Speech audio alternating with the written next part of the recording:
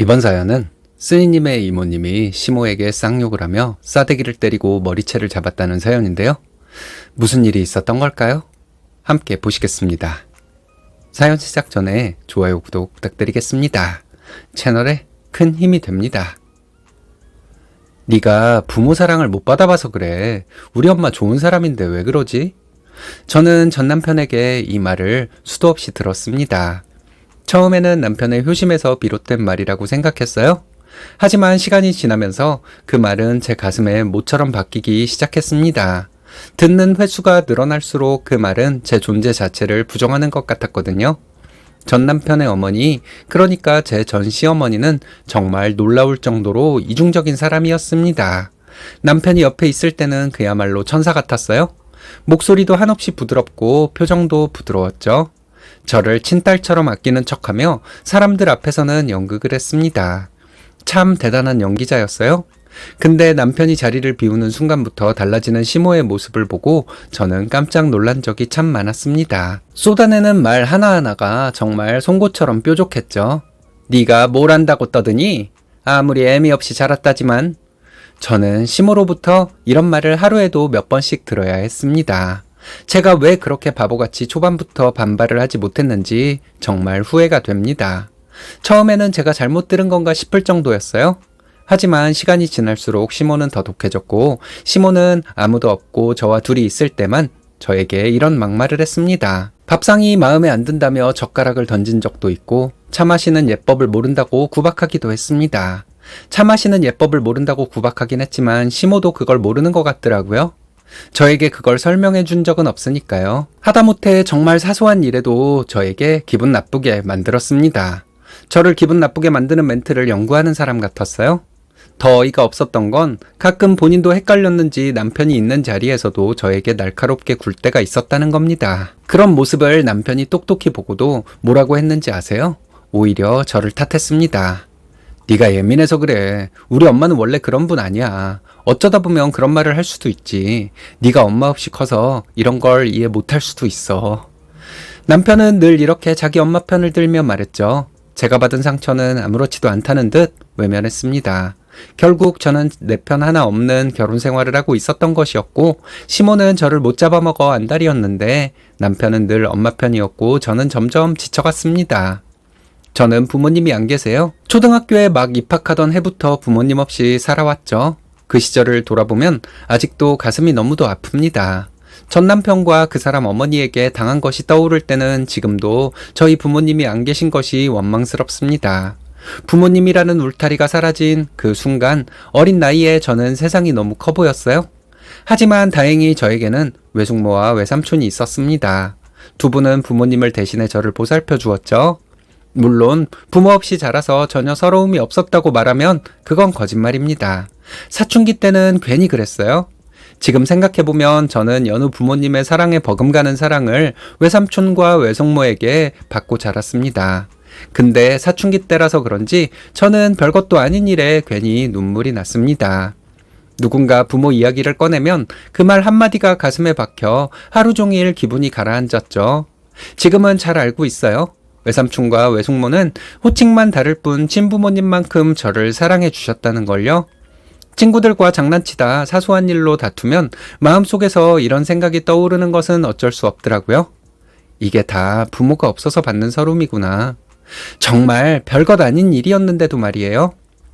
시간이 지나서 생각해보니 그때 그 감정은 사춘기 특유의 예민함에서 비롯한 것이었더군요. 부모가 있는 아이들도 사소한 말 한마디에 상처받고 혼자 있다는 느낌을 받으면 괜히 세상이 원망스러워진다고 하잖아요. 저 역시 그랬던 겁니다.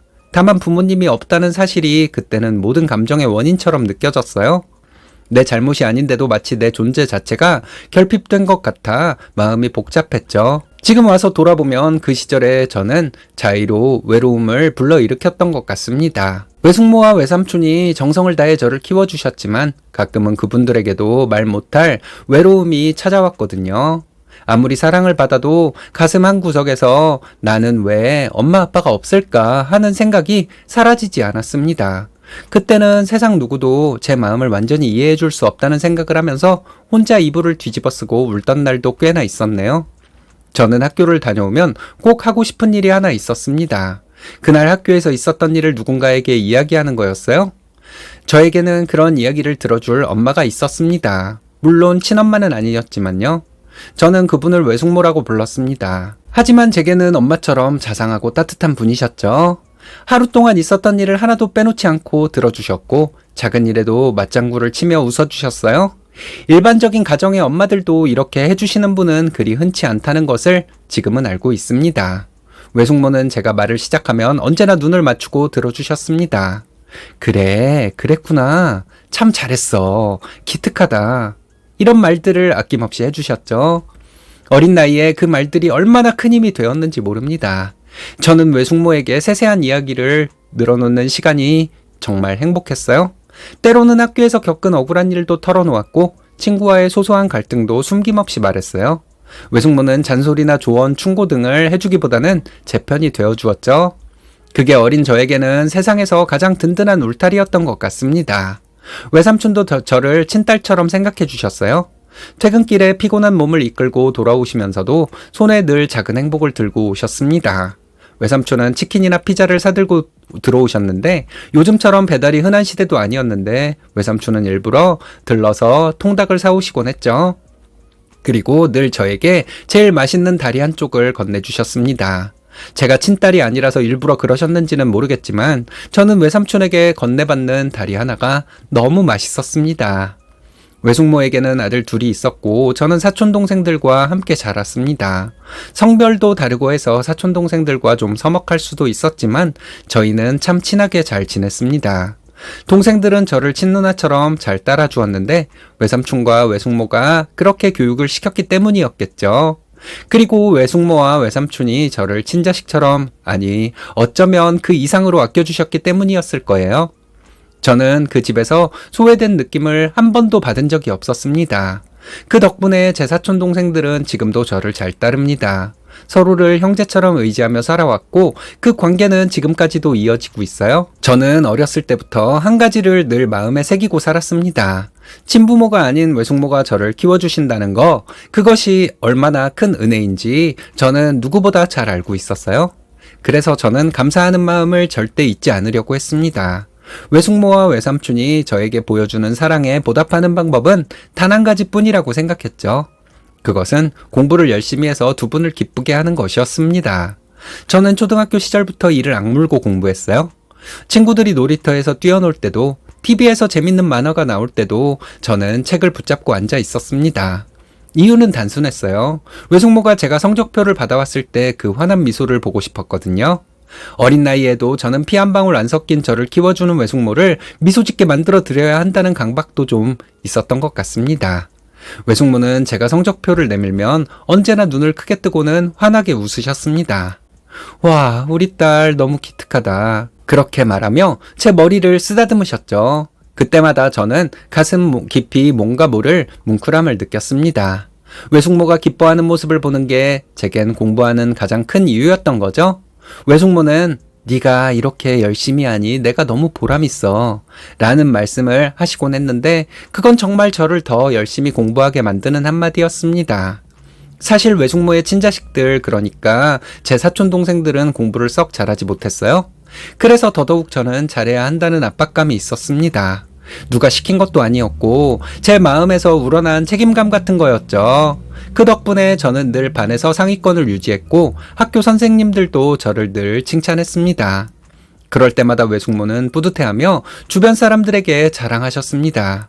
그 모습을 보면 저는 또다시 더 열심히 해야겠다고 다짐했어요. 나중에 생각해보니 저는 공부를 잘하고 외숙모의 친자식들인 동생들이 공부를 그리 잘하지 못했는데 이걸 외숙모는 질투했을 수도 있겠더라고요.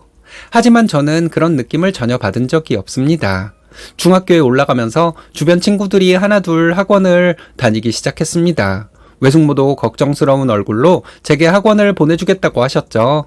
하지만 저는 외삼촌 댁 사정을 뻔히 알고 있었기 때문에 학원에 가서 또 수업을 듣느니 차라리 혼자 공부하는 시간이 더 효율적이라는 핑계를 대며 학원을 다니지 않았습니다.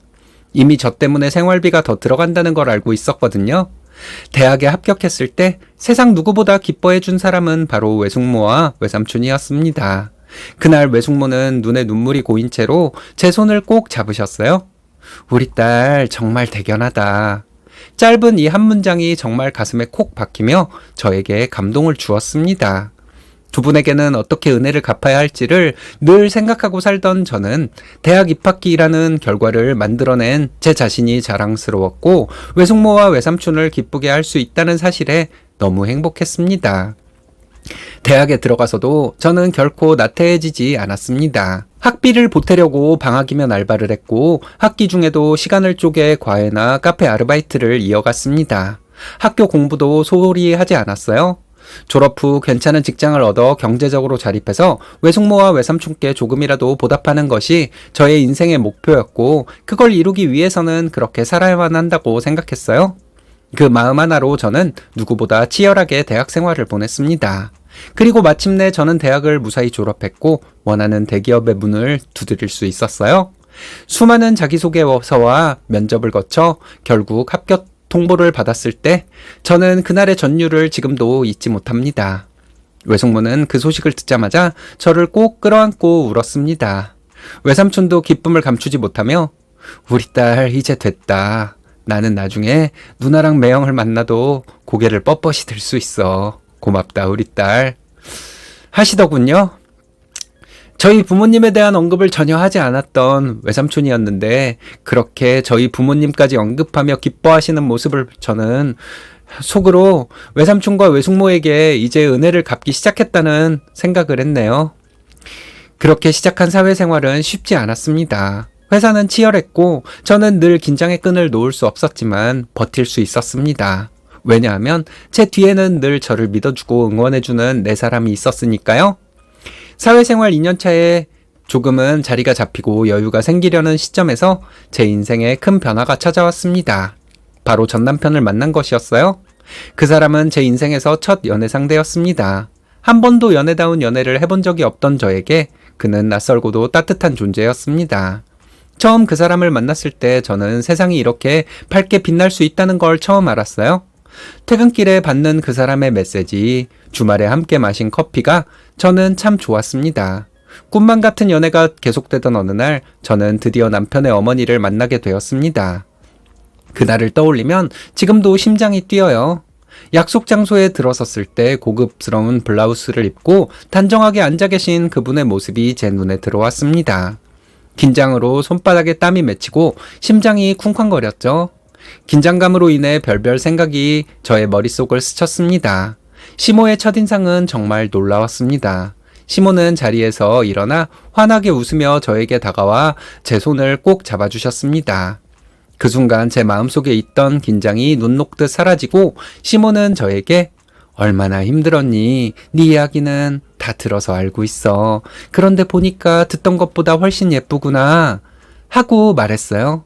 그때 이후로 저는 그분을 진짜 엄마처럼 생각했습니다. 외숙모에게서 느꼈던 모성애를 그분에게서도 찾고 싶었나 봐요. 연애를 이어가는 동안 저는 자주 시댁에 방문했습니다. 시모와 차를 마시며 도란도란 이야기를 나누는 시간이 제게는 참 즐거운 시간이었죠. 남편 역시 그런 저와 시모의 사이를 좋게 보았던 것 같습니다. 자기 엄마가 저를 참 좋아하는 것 같아서 자기도 너무 좋다고 하더군요. 결국 저희는 예쁘게 결혼식을 올리고 부부가 되었네요. 결혼 준비를 하던 때에 외숙모는 제게 놀라운 말씀을 하셨습니다. 부모님이 남겨주신 유산을 돌려주겠다는 거였어요. 그 말을 듣는 순간 저는 숨이 멎을 것 같았습니다.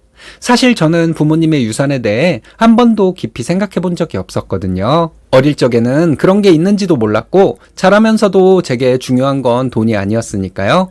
하지만 기억 한 구석에는 오래전 들었던 말이 떠올랐습니다. 제가 초등학생 때였는데 가끔 큰이모가 이런 소리를 했어요. 네 외숙모가 너를 맡아 키우는 건 결국 네 부모가 남긴 돈 때문이야.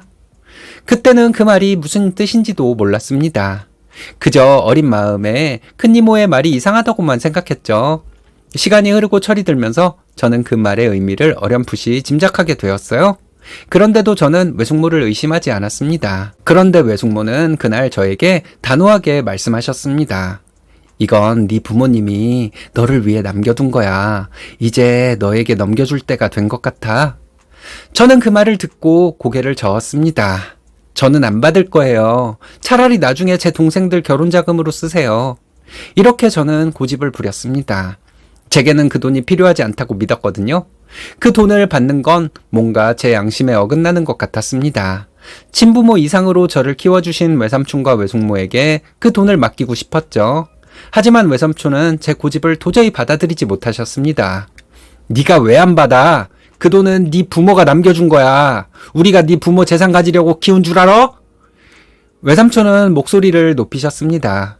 그렇게 소리까지 지르며 실랑이를 벌이다가 결국 제가 잠정적 승리를 거두었죠. 그 당시 저는 남편과 약속했어요. 양가의 도움을 받지 않고 우리 힘으로 결혼하자고요. 남편도 그 말에 동의했습니다. 게다가 시모와 합가하기로 했기 때문에 결혼에 드는 비용도 크게 필요하지 않았습니다. 우리는 간소한 예식과 소박한 살림으로 시작할 계획이었죠. 저는 그게 정말 멋진 선택이라고 믿었어요. 결혼식을 올리고 새 가정을 꾸리자마자 저는 상상하지 못한 현실과 마주했습니다. 그동안 따뜻하고 온화한 모습만 보여주던 시어머니가 결혼하자마자 완전히 달라진 겁니다. 마치 가면을 벗어던지듯 그분의 본색은 너무나도 뚜렷했어요. 결혼 후 몇 주가 지나자 어머니는 다니던 식당 일을 그만두셨습니다. 처음에는 몸이 힘드셔서 그런 줄 알았습니다. 그런데 그분은 아주 태연하게 저희 부부에게 한 달에 100만 원씩 용돈을 달라고 요구하더군요. 저는 깜짝 놀랐지만 처음부터 거절할 용기가 없었고 결혼 초기에 괜히 불화를 만들고 싶지 않았습니다. 남편 역시 어머니의 요구를 당연하게 받아들이는 듯한 태도를 보였는데 저는 그게 뭔가 모르게 개운치가 못하더라고요. 하지만 진짜 지옥은 그 뒤에 찾아왔습니다. 퇴근 후 집에 돌아오면 집안은 엉망이었어요. 설거지가 산처럼 쌓여 있었죠. 어머니는 집안일을 전혀 하지 않으셨습니다. 오히려 당당한 말투로 그런 건 며느리가 하는 거야 하셨는데 저는 하루 종일 직장에서 업무에 치이고 야근까지 하고 돌아왔기 때문에 지쳐 있었거든요. 숨 돌림 틈도 없이 저는 피곤한 몸으로 무거운 몸을 이끌고 청소를 하고 빨래를 하고 식사 준비까지 해야 했죠. 힘든 건 그것만이 아니었습니다. 집안일을 하는 내내 느껴지는 그 시선이 저를 더 옥죄었어요. 시어머니는 소파에 앉아 TV를 보며 가끔씩 저를 곁눈질 하셨습니다. 그 눈빛이 뭔가 모르게 소름이 돋았어요. 네가 뭘 할 줄이나 아나 보자. 이런 느낌의 시선이었습니다. 그리고 시모의 말투도 점점 변했습니다. 빨리 하지 뭐 그렇게 시간을 끄니? 왜 이렇게 답답해? 이런 재촉하는 말을 끊임없이 반복하더군요. 시어머니의 만행은 여기서 끝나지 않았습니다. 저녁 식탁에 앉으면 그 불편한 분위기가 절정에 달했죠. 저는 피곤한 몸을 이끌고 겨우겨우 식사를 준비했는데 어머니는 식탁을 손바닥으로 치며 화를 냈습니다. 이게 뭐야? 반찬이 이게 다야? 그 목소리가 얼마나 컸는지 저는 깜짝 놀랄 정도였어요. 시모가 이런 식으로 저를 다그치는 날이 하루 이틀이 아니었습니다. 더 괴로웠던 건 남편의 부재였습니다. 남편은 직업 특성상 외근이 잦았고 지방 출장으로 며칠씩 집을 비우는 일도 많았습니다. 그래서 대부분의 시간을 저는 시어머니와 단둘이 보내야 했죠. 어느 날 설거지를 하던 중 문득 이런 생각이 들었어요. 나는 남편과 결혼한 게 아니라 이 집에 하녀로 들어온 건가? 밖에서 돈 벌어오는 하녀? 그런 생각이 떠올랐을 때 저는 너무 서러웠습니다. 내가 이런 생활을 하기 위해 그렇게 열심히 공부한 것이 아니었는데 하는 생각에 눈물이 날 뻔한 적이 한두 번이 아니었어요. 하지만 저는 울지 않았습니다. 제가 우는 것은 외삼촌과 외숙모를 불행하게 만드는 일 같았거든요. 그렇게 모난 시모는 남편이 집에 있을 때는 태도를 완전히 바꿨습니다. 정말 놀라울 정도였어요. 차가운 눈빛으로 저를 노려보며 찢어지는 목소리로 날선 소리만 하던 시모가 남편이 현관문을 열고 들어오는 순간 다정한 웃음을 지으며 아이고 우리 아들 고생 많았지? 하고 반기는 겁니다. 목소리 톤이 완전히 달라져서 부드럽고 상냥한 마치 TV 드라마 속 이상적인 어머니를 보는 것 같았죠. 그리고 저에게는 애교 섞인 말투로 다가와 며느라기야 고생 많았지? 오늘 힘들었지? 하는데 정말 역겨웠습니다. 저를 더 괴롭히려고 일부러 시모는 더 간드러진 말투로 저에게 말했던 것 같아요. 저는 처음에 그 상황이 도무지 이해되지 않았습니다. 하지만 시간이 지나면서 시모의 행동에는 분명한 의도가 있다는 걸 알게 되었죠. 남편 앞에서만 착한 시어머니의 이미지를 연출하는데 그건 저를 더 괴롭히기 위한 것 같았어요. 근데 어쨌든 남편이 본 것은 그러하니 제가 남편에게 시모가 저에게 했던 말이나 행동을 이야기하면 어떤 반응이 돌아올지는 불보듯 뻔해서 말하기도 좀 그랬습니다. 근데 시모가 너무 심하니까 저는 몇 번이고 용기를 내어 남편에게 말을 꺼냈죠. 하지만 제가 시모에 대해 안 좋은 말을 할 때마다 남편은 얼굴이 굳어지더니 제 말을 끊고는 그런 말 하지 마. 우리 엄마는 그런 사람 아니야. 이런 식으로 말했어요. 그리고 결정적인 말이 뒤따랐습니다. 너는 엄마가 없이 자라서 그래. 네가 모르는 거야. 그 말을 들으면 저는 온몸이 굳어버린 듯 움직일 수 없었어요. 남편은 제가 없는 사실을 꾸며내서 자기 엄마를 욕하는 사람처럼 말하더군요. 아무리 제가 그렇게 하고 있다는 생각이 들었더라도 제가 반복해서 이야기하면 남편이 정말 그런가? 하는 의구심이라도 가질 수 있을 법한데 남편은 전혀 그런 것이 없었습니다. 그러니 저는 시모에 대해 남편에게 말할 때마다 상처를 받게 되었고 그 상처가 점점 깊어질 수밖에 없었죠. 그렇게 저는 3년을 지냈습니다. 그 긴 시간 동안 매일이 지옥 같았지만 저는 참 바보같이 이혼을 결심하지 못했습니다. 왜냐하면 제 안에는 한 가지 큰 부담이 자리하고 있었거든요. 친부모가 아니지만 친부모 이상으로 저를 키워준 외숙모와 외삼촌에게 제가 이혼하는 모습을 보이고 싶지 않았습니다. 그분들에게 평생 보답하며 살겠다고 다짐했는데 이혼이라는 단어가 저의 그 다짐을 무너뜨릴 것 같았습니다. 그래서 참고 또 참고 버텼습니다. 어느 날 저는 퇴근길에 멍하니 걷고 있었어요. 하루 종일 회사에서 시달리고 이제는 집에 가야 하는데 발걸음이 떨어지지 않았습니다. 집이라는 단어가 저를 올가매는 족쇄처럼 느껴졌고 시어머니의 차가운 눈빛, 비수 같은 말투가 떠올라 숨이 막혔습니다. 그리고 그 순간 내가 왜 이렇게 살아야 하지?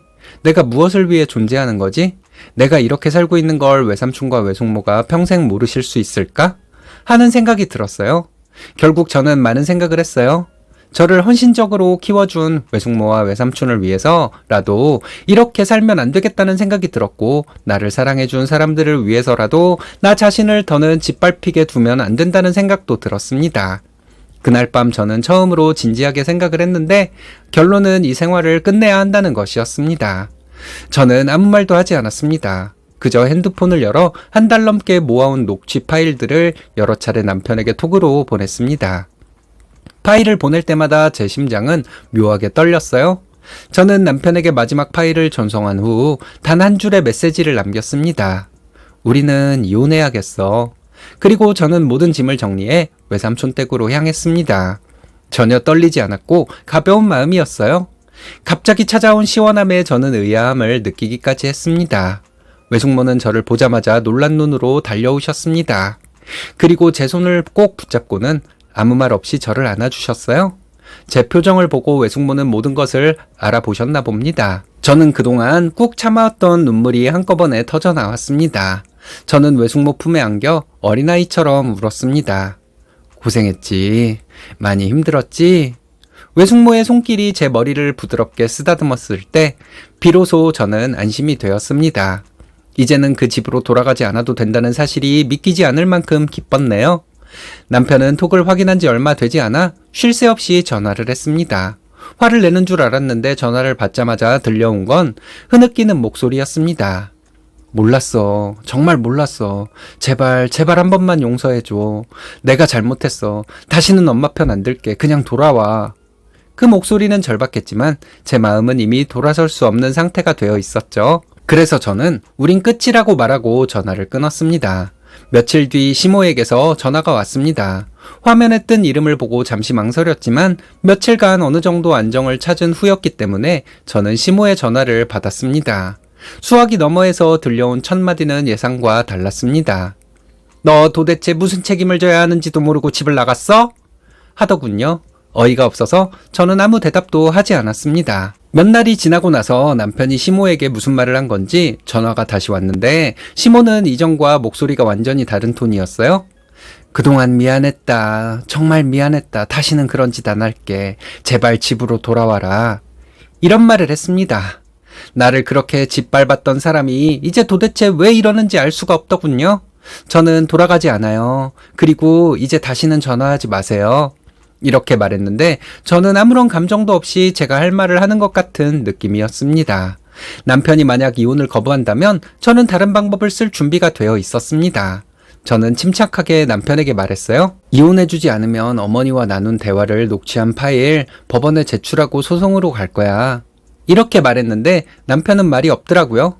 그리고 저는 나는 더는 참을 생각 없어. 어떤 방식으로든 이 결혼은 끝낼 거야. 그리고 저는 마지막으로 한마디를 덧붙였죠. 그리고 알아도 나는 어머니에게 위자료 청구할 거야.